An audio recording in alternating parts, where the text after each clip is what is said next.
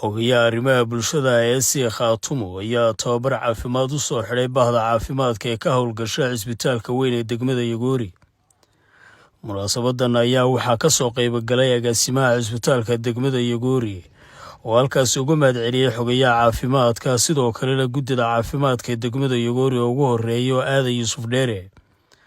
Munaasabada xiritaanka ayaa si weyn waxa uga faa'iideystay bahda caafimaadka qaybahooda kala duwan oo halkaasi si weyn uga mahadceliyay Dr. Bilax Xaaji Maxamuud isagoona ka hadlay tababarkan muhiimadda uu leeyahay wasaaradaha kale maadaama uu yahay dhaqtar professional ah oo waliba PhD uu yahay waxaan rajaynaynaa runtii inuu caafimaadku wax badan ka bedeli doono oo durbayntii reeday uu noo yimi runtii muddadii reeday magacawnaa maadaama aan ka mid ahay maamulka cusbitaalka guud ee magaalada Laascaanood wax badan buu bedelay durba cusbitaalkii waxaan rajaynaynaa inaad reeyo Yagoori oo bees noqon doontaan wasiirka caafimaadku oo halkan iman doono wasiirku ku dhixi doono muddo la joogi doono habeen la joogi geesta kale waxa halkaasi ka hadlay isaguna agaasimaha cisbitaalka degmada Yagoori Maxamed Cali isagoona sheegay inay si weyn ugu mahadcelinayaan maamulka ee sii Khaatumo xogayaha arrimaha bulshada iyo dhanka caafimaadka tababarkan uu maanta u soo xidhay shaqaalaha degmada Yagoori oo baahi badan u qabay leeyahay caafimaadka in aad ugu soo dhaweynaa trainer fiican weeyaan waqti dheerna aan u baahnayn culeys badan haystay wasiirku nasiib u yeeshay training koobaad ee deegaanka oo degmada Yagoori loo qabanayo inuu waxaan koori ka soo qayb galo wuxuu nasiib wasiirku u yeeshay wasiirkeena waa isaguna halkaasi ka hadlay Dr. Ogle oo isagu tababarkaasi siinayay bahda caafimaadka ee degmada Yagoori iyo dhakhaatiir kale oo ku wehelinaysay training-kan uu daaray yahay si loo daryeelo lahaa qof dhaawac ah oo maxay lagu keenay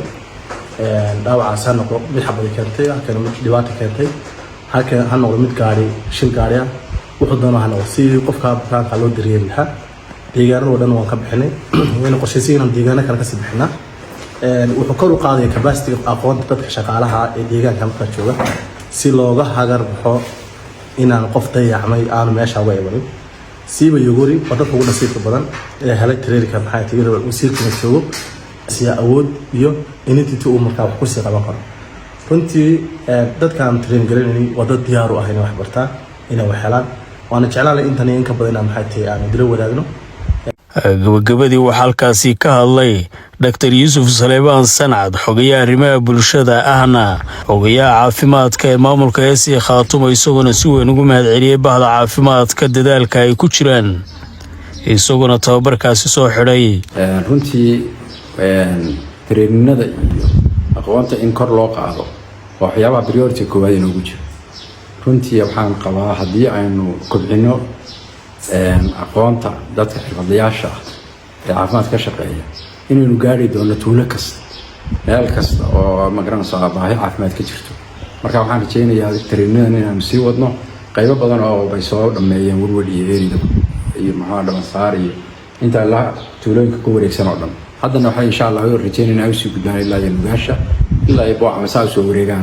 marka dhalinyarada ay cilmiga gaarsiiyaan waa marka qofku dhaawacmo ama dhibaato ku dhacdo sidii loo badbaadin lahaa training-kan intaas ku saabsan yahay sidii loo prioritize gareyn lahaa midka mudan markiiba in goobta lagu daaweeyo midka tahay in la gudbiyo iyo midka ay leeyihiin xilligaas waxba ama laga qaban karo in la qiimeeyo ama markiiba ay tahay wax laga hawlgalo marka waa training aad u muhiim ah oo qof walba inaga mid ah inuu barto virus eerkii ku jira magaranaysa waxyaabo badan oo dhiig joojintii baa ku jirta kulli idiga akhriyo wax kasta oo magaranaysa training ku saabsanaa marka waxaan qabaa in idinkuna idan cilmigii aad sii kororsataan oo aydan bartaa ku ekeyn aad gaarsiisaan asxaabtiina kale aad ka timaadeen si maaragtay cilmiga u fido meel walba tuulo walba u gaaro marka qayb aan idin rajaynayaa seminaarku waa noo soo xiran yahay training-ku salaam calaykum